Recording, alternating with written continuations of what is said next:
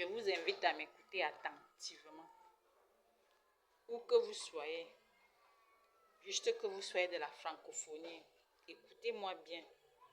Parce que depuis la terre, les risques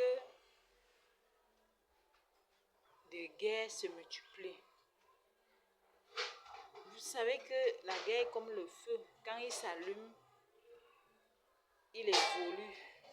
Il prend des directions parfois imprévisibles. Voilà pourquoi je veux vous parler. Je veux vous parler pour que la paix revienne. Et pour que la paix revienne, je voudrais vous parler de ma vision des choses.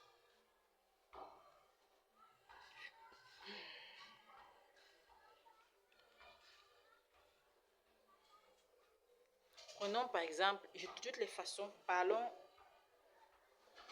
Il y a plusieurs domaines d'activité. Je l'ai toujours précisé, on ne peut pas changer tout. Mais il y a des domaines pour lesquels le changement s'impose. Prenons d'abord la religion. Vous-même, vous connaissez combien de fois la musique gospel vous a bercé. Vous connaissez. Maintenant, on vous dit que la plupart des chants sont dépassés. Parce qu'on louait l'ancien Jésus. Et on vous dit que Jésus a changé. C'est-à-dire que le nouveau Jésus est venu. C'est-à-dire que le retour du Seigneur a eu lieu. C'est tellement difficile à entendre même ce changement tel qu'il est présenté. Mais on va faire comment? Le changement, il est là. Il est là. Il faut s'adapter, il faut se conformer. Il faut se conformer. Maintenant, l'idéal aurait été que ce soit les pasteurs, vos leaders que vous respectez là. Soit parce qu'ils sont partis en formation, c'est de l'église EPC. Soit parce qu'ils sont comme vos pères, c'est de l'église réveillée. Soit les prêtres parce que tellement vous dites qu'ils sont des intellectuels. Il aurait fallu que ce soit eux qui vous parlent comme je vous parle là depuis. Parce qu'on devait vous préparer à la seconde venue du Seigneur, à l'accueil du Seigneur. Et maintenant la terre est dans tous les sens. Mais vous voyez un peu la situation, ce qui se passe avec les dirigeants. Et je vous dis maintenant, ne vous moquez pas d'eux. Parce que quand vous vous moquez d'eux là, on ne sait pas. Donc vraiment, maîtrisez-vous. Ne vous dites pas que parce que Donald Trump est soumis à l'épreuve aujourd'hui, vous devez vous en moquer. Vous devez en parler n'importe comment. Parce que quelque part, vous avez tous contribué à ce que la terre devienne ce qu'elle est devenue. Il y en a qui étaient vraiment prêts, qui ont préféré qu'il y ait la guerre à 100% parce qu'ils étaient déçus. D'une manière ou d'une autre, ils ont préféré qu'il y ait la guerre. Mais moi, je vous demande encore une fois de plus, prenons conscience. S'il y a la guerre continuellement, on est mal à l'aise, n'est-ce pas? Alors, cherchons les solutions pour qu'il n'y ait pas de guerre. Ça fait depuis dans mon environnement, on met rarement les gospels, les mixages qui ont bercé nos oreilles pendant un certain nombre d'années. Je ne mourrai pas. Tous ces chants que vous avez connus là. Mais voilà ça qui joue non loin de moi aujourd'hui. On dirait que comme les Camerounais avaient ressenti que Jésus était revenu, non, ils ont cessé de mettre cette musique gospel. Et maintenant, ils se disent que rien ne s'est passé, alors qu'ils ont d'abord su que ça s'est passé. Voilà comment il faut raisonner. S'il faut mettre fin aux guerres, s'il faut travailler à mettre fin aux guerres, c'est tellement important de raisonner ainsi. Parce que quand vous entendez que si tel riposte, l'autre riposte, si tel fait ça, l'autre fait ça, tel pays agit comme ça, l'autre va agir. Est-ce que c'est bien? Maintenant, pour éteindre ce feu-là, imaginons des formules autres. Et la communication doit entrer en grande pompe. Je ne sais pas ce que France 24 et autres font. Vous avez une capacité de communication assez importante, même si il faut mettre des garde-fous. Mais je pense que si vous aviez aussi compris qu'il était temps de commencer à communiquer dans le sens du retour du Seigneur, on serait à un autre niveau maintenant. Donc, ces chansons qui doivent être révisées Parce qu'au fur et à mesure qu'on les suit à longueur de journée, ça a un impact dans nos consciences, nos comportements, nos attitudes. Il est question de peut-être de sortir des décrets pour interdire et pour susciter les artistes, les créateurs à créer les nouvelles chansons. Pourquoi pas? C'est la même chose avec la santé. Vous avez appris, vous avez fait l'éducation à la santé. L'éducation à la santé consiste à ce que si en 3 jours, tu vois tes symptômes, direction, tu vas au dispensaire ou bien à l'hôpital.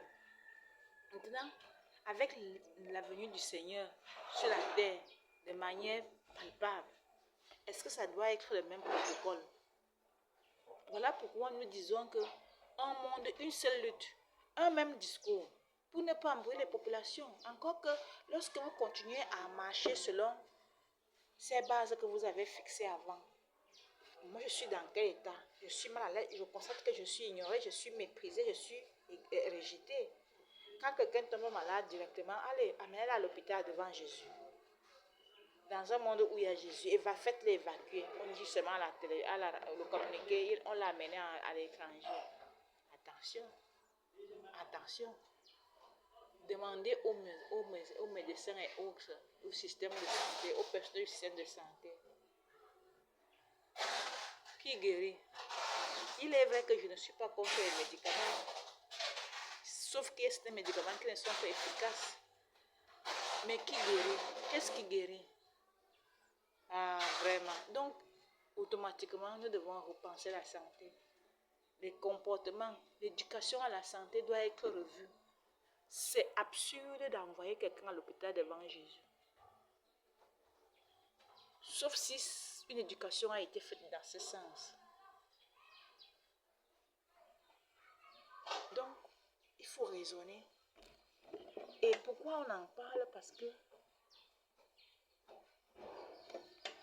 il y a un lien entre la prise de décision et la volonté de Dieu. Si tu ne marches pas selon les principes divins, Dieu va te faire prendre les mauvaises décisions. Si tu marches selon les principes divins, il te fera prendre les bonnes décisions. C'est pour ça qu'il avait dit à quelqu'un, quelque part, voici l'homme selon mon cœur. Tu n'es pas l'homme selon ton cœur, certainement il ne va pas te donner des bonnes idées. Tu ne seras pas forcément le plus éloquent de la cour. Oui, parce que tu n'es pas l'homme selon son cœur. Tu n'auras pas ce secret. Donc franchement, dit au-delà de ça, soyons honnêtes. Chacun de vous sait au moins que Jésus est dans le processus de guérison. Disons même miraculeuse. Jésus est dedans. Donc ce qu'on peut encore faire, c'est une collaboration parfaite entre la santé publique et Jésus. Une collaboration parfaite, bien tissée, officiellement.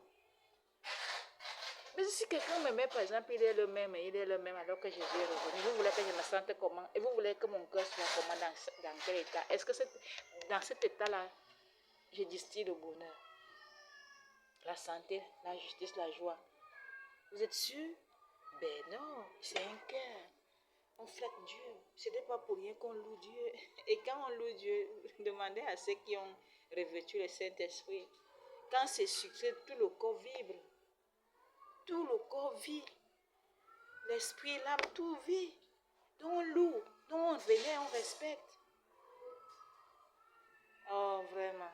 De toutes les façons, au lieu de s'imaginer que les guerres vont s'arrêter simplement en faisant en ayant des réunions avec les pays en guerre, les responsables des pays en guerre et autres, les militaires et autres, il faut bien se dire qu'il faut aussi raisonner comme moi. Sortir un peu de ce cadre-là, venir ensemble trouver des stratégies pour imaginer des astuces durables en globalisantes pour que on ne regarde pas au bout de son nez. Donc, ce n'est pas encore perdu. On peut encore faire des choses pourvu qu'on accélère un peu. Parce que le moment est en train de passer. Le moment où on devrait asseoir les gens pour leur parler de la vraie version des choses, des problèmes de ce monde. Afin que ceux qui ont douté aient l'occasion de comprendre, parce que parfois ils ont douté par ignorance. Mon peuple périt faute d'ignorance, faute de connaissance. Mon peuple périt par ignorance. Donc il faut actualiser les connaissances des gens. Parce que les catéchistes et autres pasteurs et autres là, tous ceux qui prennent la parole en public, là, ils égarent les gens. De toutes les façons, ils croient qu'ils savent alors qu'ils ne savent plus. Il y a des connaissances qui sont devenues dépassées. Il y en a même qui étaient erronés avant, mais on a laissé ça courir jusqu'à l'avènement, c'est-à-dire que jusqu'au jugement. Et c'est ça qui avait été dit. À présent, quand quelqu'un parle, si je le critique, il n'a rien à me dire parce que mon rôle, c'est de juger. Aucun prédicateur n'a ignoré que Jésus devait venir juger. Nous ne sommes plus à la phase où quelqu'un me dit qu'est-ce que tu es Jésus, si tu n'es pas Jésus. Parce que si tu me dis que je ne suis pas Jésus, Dieu même te gère. Ne sois pas étonné que ta situation se tourne en mal parce que quelque part, tu as menti sur Jésus. On ne ment plus. On a pris plus de 10 ans déjà pour préparer les gens. Alors si tu as pris une seule fois que Jésus est revenu, après tu as fait comme si tu n'as rien entendu, c'est ton problème. On ne va pas revenir là-dessus. Actuellement, là, il est juste question qu'on essaie d'expliquer à ceux qui ont été sceptiques et ceux qui ont compris qu'on complète leur réformation pour qu'ils soient complètement guéris et à l'aise comme le poisson dans le nouveau monde. Donc franchement dit, calmez-vous, autant que faire se peut, je précise toujours comme ça, et essayons d'espérer que nous pouvons entamer quelque chose de durable pour la restauration de la paix dans le monde.